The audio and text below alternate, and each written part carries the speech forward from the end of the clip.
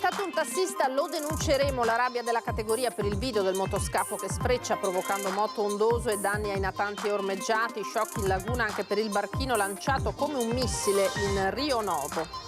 C'è anche il consigliere regionale trevigiano Andrea Zanoni nella lista di politici e personalità del Veneto spiate dal finanziere Pasquale Striano e rivela di aver ricevuto anche pesanti minacce di morte e sorveglianza dei carabinieri. Cede la strada in corrispondenza delle rotaie del tram a Favaro Veneto. A Mestre sospese le linee T1 e T2, indagini in corso sulle cause. 4 persone denunciate per la rissa scoppiata al campo nomadi di Via Longhina, a Padova. Durante l'aggressione una bimba di 2 anni è scomparsa per ore, opposizione all'attacco, situazione esplosiva in quella zona.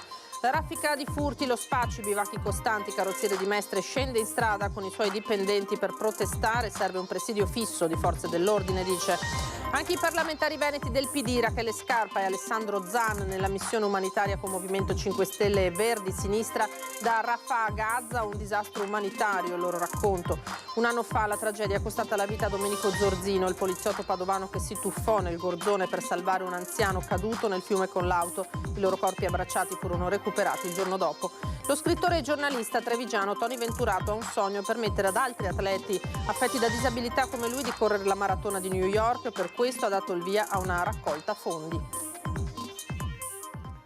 Buonasera, ben ritrovati, eccoci in diretta, edizione del Veneto dei telegiornali di Antenna 3 che si apre innanzitutto con il nostro sondaggio a cui state rispondendo già in tanti. In vista di Ring, la politica al centro del quesito di questa sera, il caso Darè che ha dato sulla stampa del cretino al leader leghista Matteo Salvini, va espulso dal partito. Per rispondere di sì 0422 1626 691, per rispondere invece di no 0422 1626 690 e l'esito come sempre stasera in prima serata a Ring su Antenna 3.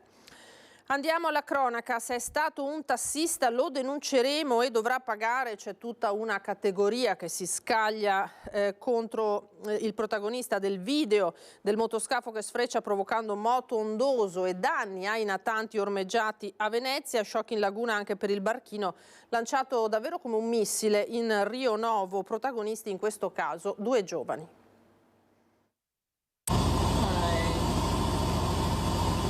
Indignazione e collera, i sentimenti di condanna da Venezia verso il conducente di questo motoscafo che sfreccia ad alta velocità, incurante dei danni creati alle tante imbarcazioni ormeggiate. Il video, risalente a più di 2 settimane fa, girato da alcuni turisti a bordo del natante, condotto, sembra, da un giovane tassista. Ma il condizionale è d'obbligo, perché al momento non vi è alcuna certezza né sull'identità del conducente né sul modello del motoscafo. Se alla guida c'era un tassista deve pagare con una punizione esemplare, e quanto chiedono i presidenti dei taxi acqui, pronti anche ad un'eventuale denuncia all'autorità competente. Perché noi ci dissociamo da certa gente che crea sti problemi, perché questo è una cosa era un po' una cosa indegna che non ci stava, ecco, tutto lì, e quindi che prendano i sopravvivimenti quando sarà. Chi guida in questo modo dimostra di non possedere etica, amor proprio, né amore e rispetto per Venezia e per le persone a bordo. Il conducente, con le sanzioni relative al codice della strada e marittime, rischia anche il ritiro dei documenti per l'attività lavorativa, così i tassisti veneziani. È una condotta non idonea, perché si riesce a capire bene che la velocità non è quella regolare, insomma, anzi 2 o 3 volte il doppio. Vogliono sapere chi fosse alla guida, chiedono per questo a Cafarsetti di intervenire visionando le telecamere private delle attività commerciali dell'area interessata, in particolare quelle della banca e in prossimità dell'imbarcadero CTV. E volendo potrebbe risalire alla barca in questione. Infine la condanna per i ragazzini ripresi nel weekend scorso a correre oltre 40 km orari su un barchino a Venezia lungo Rio Novo ai 3 ponti, rischiando anche la vita.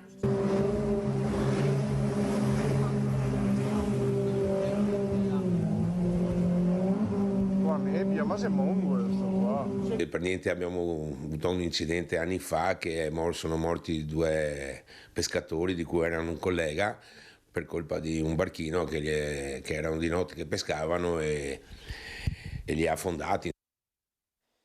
Cambiamo tema, è monitorato costantemente dai carabinieri il consigliere regionale Dem, Andrea Zanoni, destinatario di pesanti minacce di morte. Lo ha rivelato lui stesso, appresa la notizia che il suo nome è nella lista dei cosiddetti spiati nell'inchiesta appunto che riguarda il finanziere Striano.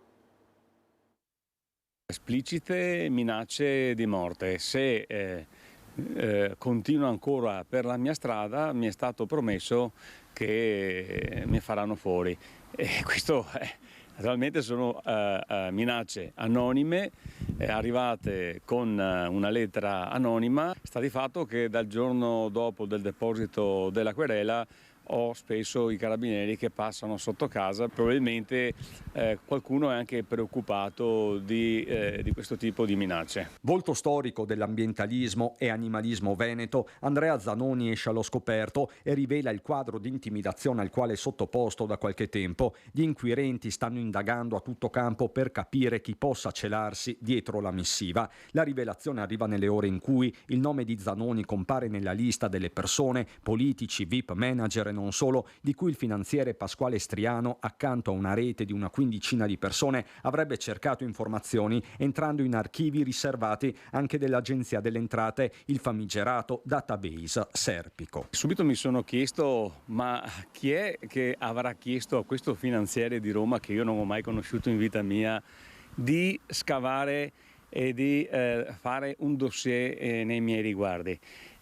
Chi è il mandante? Domanda a cui lo stesso Zanoni cerca di rispondere e c'è da capire se minacce e dossieraggio siano in qualche modo collegati. Ad esempio, da un anno a questa parte mi sto occupando in maniera molto approfondita della questione della superstrada pedemontana veneta. Questo è un affare grosso, questo è un affare molto importante, è un cantiere importantissimo. Il dossieraggio abusivo avrebbe riguardato, oltre a Zanoni, altri veneti, come il sindaco di Venezia Luigi Brugnaro, presidente del Movimento Nazionale Coraggio Italia, la ministra padovana Maria Elisabetta Alberti Casellati, il collega Adolfo Urso, la senatrice vicentina ed ex ministra Erika Stefani, il medico trevigiano Giorgio Palù, ex presidente di AIFA, l'Agenzia del Farmaco, che sul Corriere della Sera ha affermato come la cosa non lo preoccupi. Non ho nulla da nascondere, ha detto Palù. Nella lista anche l'ex manager della Benetton Gianni Mion. E mentre Matteo Salvini parla di un attacco alla democrazia e Forza Italia di uno scandalo, è partita un'inchiesta da parte della Procura di Perugia.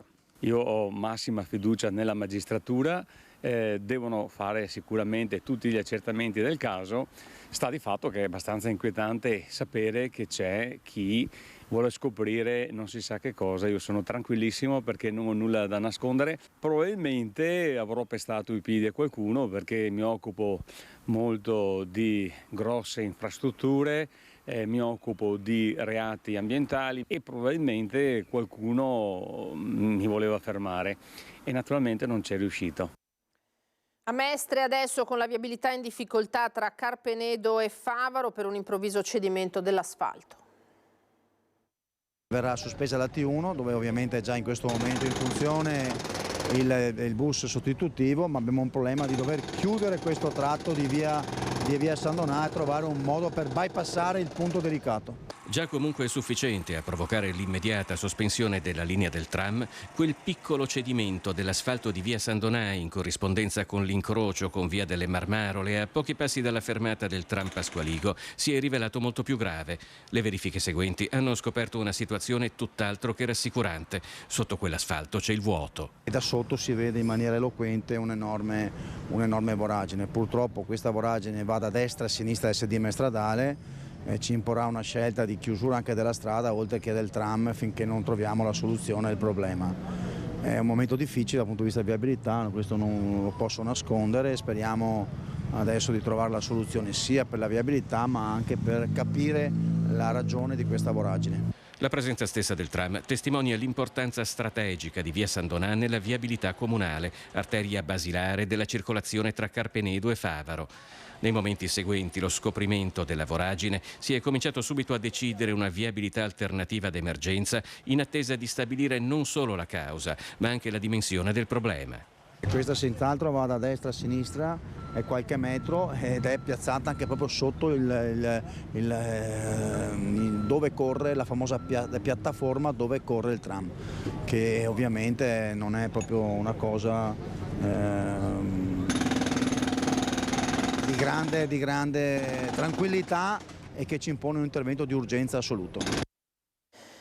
A Padova adesso, rapito e derubato da 2 connazionali, finisce in prognosi riservata, ma riesce a dare l'allarme ai familiari in Tunisia che allertano i carabinieri. Una telefonata dalla Tunisia avvisava che in zona Isola di Torre, lungo l'argine del Brenta a Padova, era in corso un pestaggio dopo un sequestro di persona e una rapina. A dare l'allarme una familiare di un 33enne tunisino che era stato prelevato con la forza da 5 persone mentre era al capolinea nord del tram, rapinato di 100 euro e poi picchiato lungo l'argine. I malviventi durante il pestaggio hanno avviato una videochiamata con i familiari della vittima per estorcergli altro denaro. I militari dell'Arma, giunti sul posto, dopo aver soccorso il malcapitato, che è stato portato in ospedale dove è stato ricoverato in prognosi riservata, hanno rintracciato 2 dei 5 componenti della banda, un 17enne e un 20enne, e entrambi connazionali della vittima e con precedenti per droga. I 2 sono stati arrestati e portati nel carcere di Padova e in un centro di prima accoglienza di Treviso. I carabinieri sono sulle tracce degli altri componenti della banda. E sono 4 le persone denunciate in queste ore proprio dai carabinieri per la violenta rissa scoppiata al campo nomadi di via Longhin a Padova. Durante la rissa una bambina di 2 anni è scomparsa per ore. Tensione alle stelle e poi la violenza che si è scatenata ieri sera in via Longhina all'interno del campo nomadi, momenti di paura quando una delle casette mobili è stata speronata da un furgoncino raccogliferro e da un furgone più grande. Un'irruzione a scopo vendicativo per regolare i conti dopo una lite che qualche ora prima era esplosa all'interno di un bar di via Veceglio all'Arcella tra un 35enne rom residente nella casetta di via Longhin e un 29enne residente in via Baiardi. Quest'ultimo dopo la rissa al bar ha radunato un gruppo di familiari e si è diretto con i 2 mezzi contro la casa del 35enne per una spedizione punitiva. Quando sono arrivate le forze dell'ordine il furgone si era dato alla fuga mentre il cassonato raccogliferro era ancora incastrato con i vetri rotti. Tutto attorno uomini e donne che stavano litigando. L'impatto dei 2 mezzi aveva provocato il ferimento di una donna e di un 16enne che viveva all'interno. Negli attimi concitati della rissa si è aggiunta poi la paura per una bambina di 2 anni che viveva nella casetta colpita. I vigili del fuoco hanno subito cercato tra i rottami per scongiurare che la bambina non fosse rimasta incastrata. La piccola, spaventata dalla violenza, si era invece allontanata ed è stata ritrovata dopo 2 ore di ricerche. Si era nascosta all'interno di un altro camper per la paura. I carabinieri, dopo aver riportato la calma, hanno identificato tutti e si sono messi alla ricerca del furgone individuato in via Donà.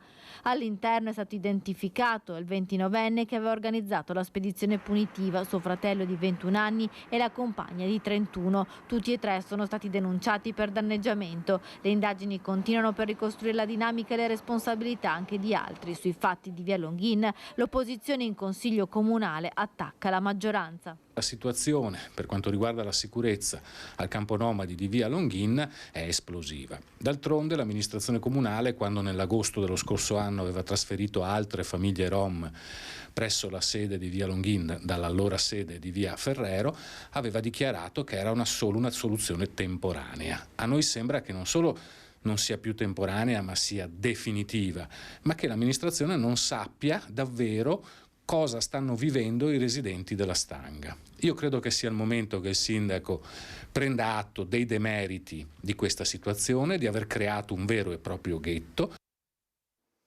E ora il presidio questa mattina in via Giustizia a Mestre per dire basta allo stato di degrado in cui versa la zona.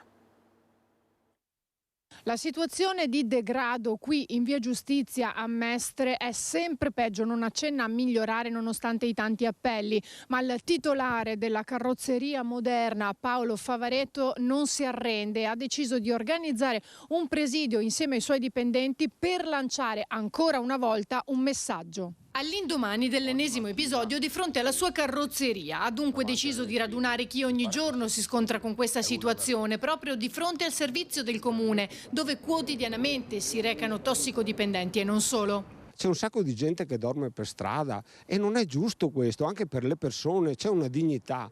Adesso ho parlato con gli operatori sociali dentro, loro chiedono più spazio dentro per fargli dormire dentro, che è anche giusto, perché se sono dentro noi li vediamo arrivare, ma non è che vediamo sti qua che si fanno. C'è una stanza con 8 letti, ma qua ne vogliono 5 o 6 stanze, il posto c'è. Io chiedo al sindaco Brugnaro e l'amministrazione e la giunta di fare qualcosa, ma non farlo fra 2 anni, farlo adesso. La situazione, raccontano gli altri, è diventata insostenibile, come documentano le immagini. Si mettono qui dalla mattina alla sera e anche i miei clienti praticamente hanno paura a entrare, a uscire, mi chiedono chi sono, cosa fanno, poi fanno baruffa, gridano, si mettono le mani addosso, arrivano le forze dell'ordine, ma fanno poco fanno, perché una volta andati via loro prendono da capo, ecco. Passano tutte le mattine tantissimi ragazzi per andare a scuola, o anche gente che prende il treno, che c'è qui la stazione, per andare a lavorare. È da un anno che io vengo qua a Mestre, che lavoro tramite questa carrozzeria.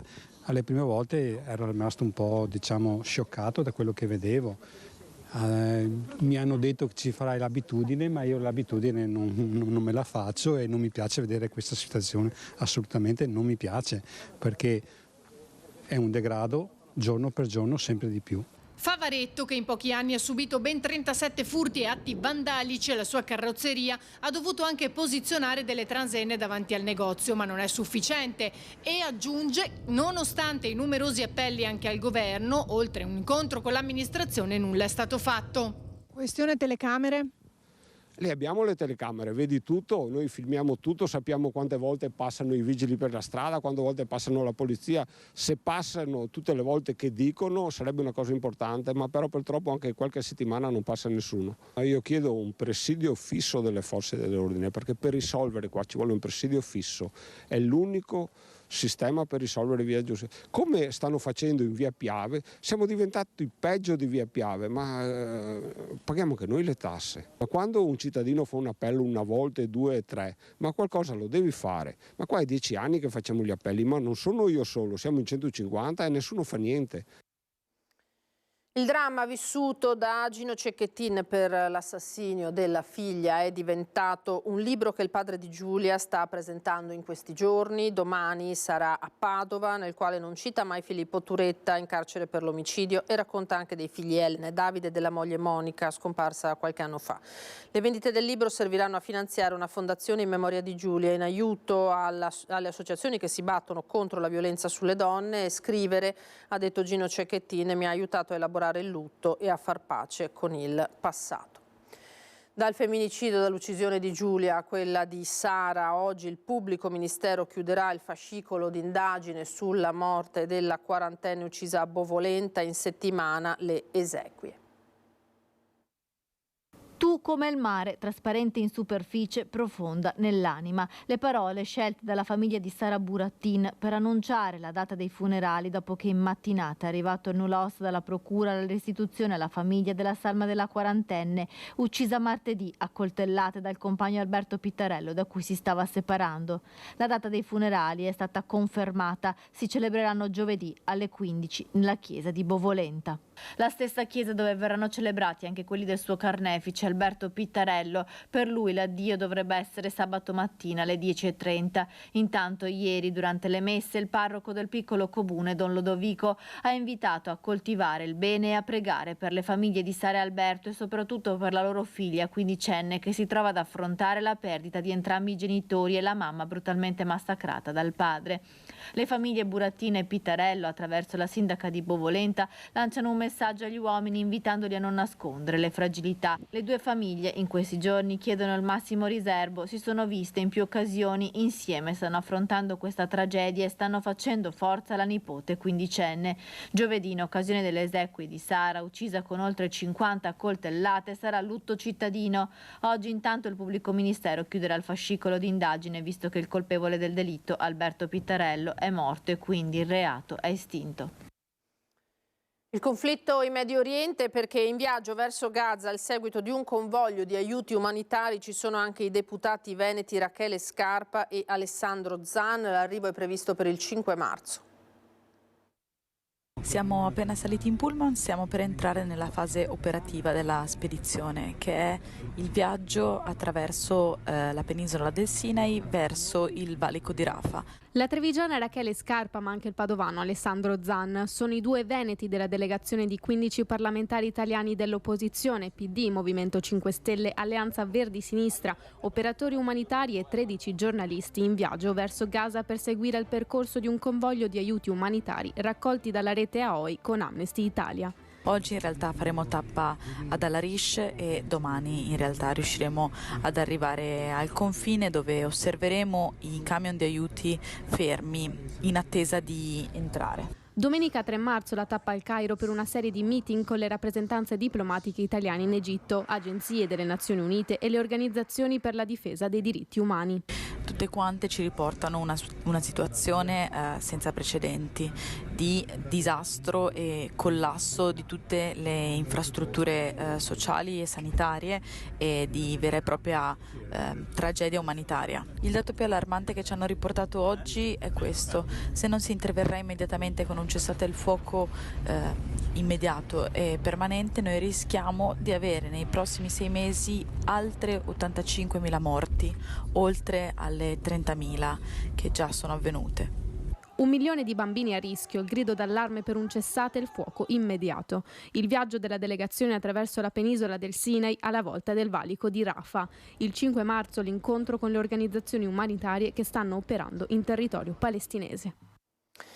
È trascorso già un anno dalla tragedia di Anguillara Veneta costata la vita al poliziotto del reparto prevenzione crimine della questura di Padova, il suo vicino Zorzino, e al suo vicino di casa Valerio Buoso. Era il 4 marzo del 2023 quando vennero ripescati i loro corpi senza vita dalle acque del fiume Gorzone. Domenico Zorzino la sera prima aveva visto l'auto del 75enne inabissarsi nel fiume.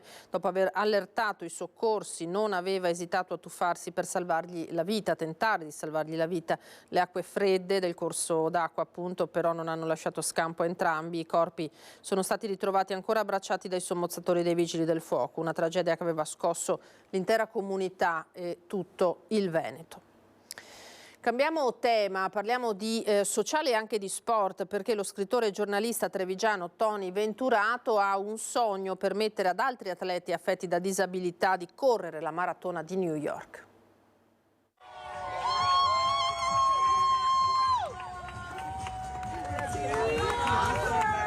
Il pianto liberatorio, la gioia, l'abbraccio con chi l'ha guidata dalla partenza al traguardo della maratona di New York. Lei è Kay, ragazza americana affetta da sindrome di Down, che ha marciato, camminato e corso gli ultimi chilometri prima di ricevere la medaglia. La vita di Kay è cambiata completamente dopo questo arrivo, tant'è vero che è diventata ambasciatrice a sua volta e sta portando ai suoi pari, quindi a chi soffre di quella sindrome, la volontà di percorrere quei chilometri. Kay ha realizzato il suo sogno grazie all'associazione Achilles, di cui fa parte anche Tony Venturato, giornalista, scrittore trevigiano all'attivo a 4 maratone di New York. Lui è diventato ambasciatore della corsa americana nonostante il grave incidente motociclistico di cui è rimasto vittima qualche anno fa, che gli ha causato una lesione al midollo spinale, prima una diagnosi che pesa come un macigno, poi il lungo percorso di riabilitazione, il recupero fino ad arrivare alla maratona nella Grande Mela. Ora Tony ha un desiderio: permettere ad altre persone disabili di percorrere quei 42 chilometri. È bello vedere che queste persone disabili, una volta che tagliano il traguardo, cambiano completamente, hanno un change. Ma per un atleta disabile partecipare alla maratona newyorkese significa superare diversi ostacoli, dalla logistica ai costi, circa $1.000. Da qui la decisione di dare il via ad una raccolta fondi. Chiediamo una mano, una piccola goccia fa un fiume, tanti fiumi fanno gli oceani, quindi è possibile effettivamente creare qualcosa di bello. La prossima maratona si correrà a New York il 3 novembre. Tony è pronto ad accompagnare altri atleti con disabilità fino al traguardo. Io l'altro giorno ho ricevuto l'ennesimo invito ufficiale da parte degli organizzatori della maratona di New York. Sto valutando, mal che vada non la correrò, la camminerò con gli amici disabili.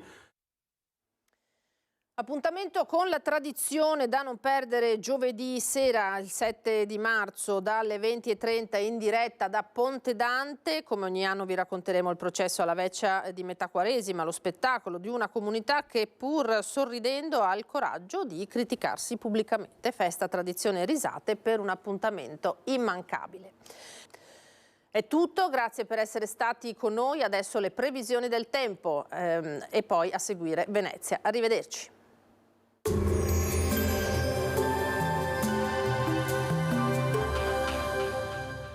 Cooperativa Agricola Volpago offre carni fresche e selezionate di prima qualità, senza uso di antibiotici, direttamente dagli allevamenti locali dei nostri soci allevatori. Bentrovati al meteo. Dopo il forte maltempo di questi giorni, le condizioni saranno ancora instabili anche per buona parte della settimana. Vediamo insieme il dettaglio. Sul Veneto la grafica di martedì 5 marzo evidenzia una forte variabilità. Nella prima metà di giornata avremo un'alternanza di nuvole e rasserenamenti. Dal pomeriggio nuvolosità in aumento e di sera piogge sparse. Quota neve sui 1400-1500 metri. Le temperature saranno in aumento, minime tra 3 e 8 gradi, massime tra 15 e 17 gradi. Spostiamoci ora sul Friuli Venezia Giulia. Al mattino sarà soleggiato, in seguito aumento della nuvolosità. Sulla zona montana e sulla pianura saranno possibili rovesci sparsi, altrove più asciutto. Temperature minime sui 5-7 gradi, massime intorno ai 15-18 gradi. Infine diamo uno sguardo al Trentino Alto Adige, dove sarà in buona parte soleggiato ma con nubi in aumento e in serata nuove precipitazioni. Temperature minime sugli 8 gradi, massime sui 18 all'incirca. Dal meteo di Antenna 3 per ora è tutto, grazie per l'attenzione, arrivederci.